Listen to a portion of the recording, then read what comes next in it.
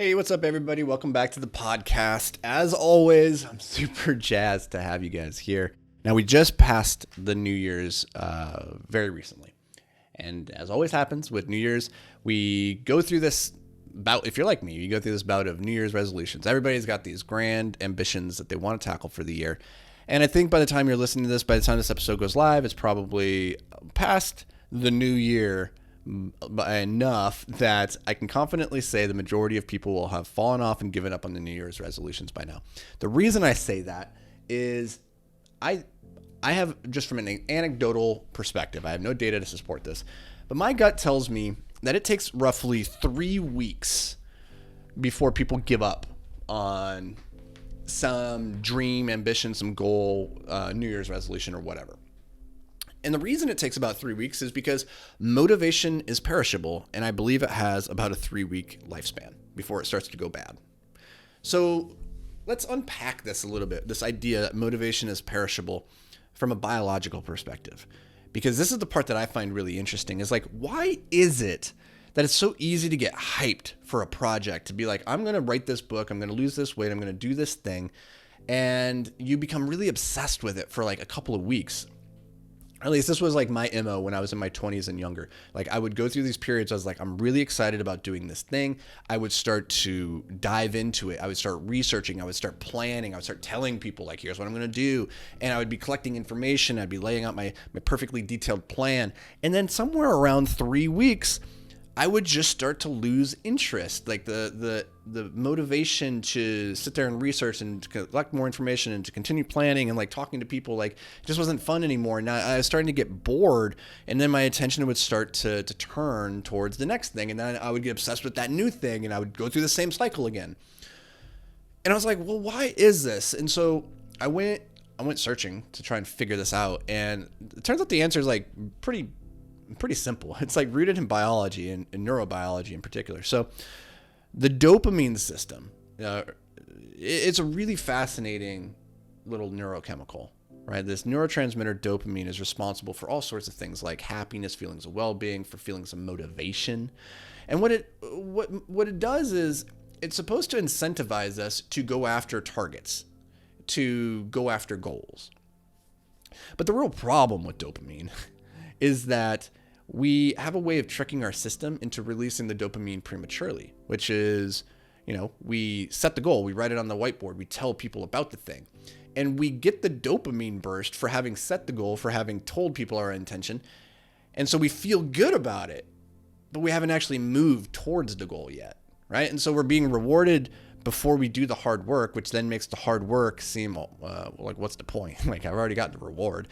But you haven't got the reward in the sense that nothing has fundamentally changed. You haven't achieved the thing. So your reality hasn't changed. You've just created this artificial dopamine system, feedback loop, where you feel good in a short period of time, but your life is not actually any better. And so if you've ever gone through this loop, the cycle that I shared with you, where you're like, you're very motivated, you start collecting information, you start detailing the plans, you start telling everybody, and then you start to lose interest, it's because you're starting to adapt to the dopamine that you're artificially pumping into your system.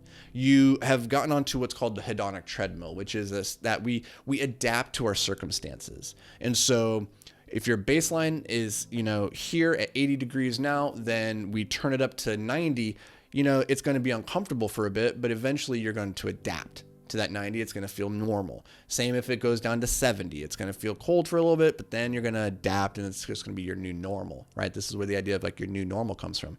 And so the more that you are sharing and you're setting your goals and you're planning and you're collecting information around this thing, the more dopamine that you're releasing, and the more numb you're becoming to that stimuli, the less effective. And so at about 2 to 3 weeks, I start to notice that you've acclimated.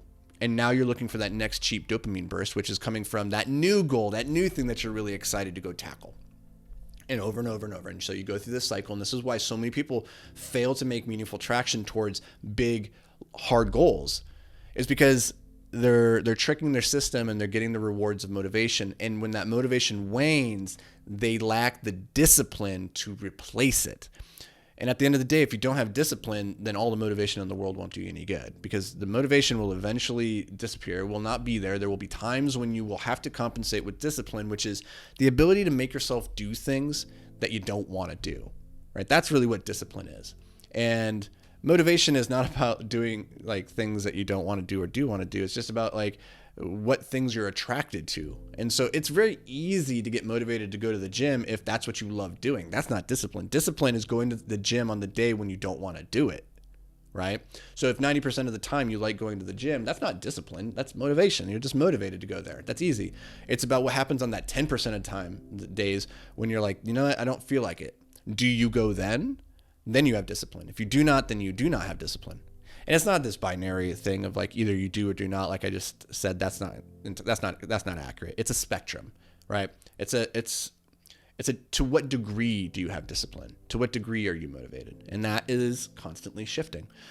So I share this with you guys because I did a video on this a while back on YouTube called The Speed of Money, specifically that if you want to make more money, you have to move with speed, because motivation, if it's perishable, you only have so much time to leverage that motivation to turn it into meaningful momentum, into traction, because as you know, Sir Isaac Newton says, an object in motion tends to stay in motion. So your only goal during that motivation period is to get traction, to get momentum, to get inertia and start moving forward. That's it.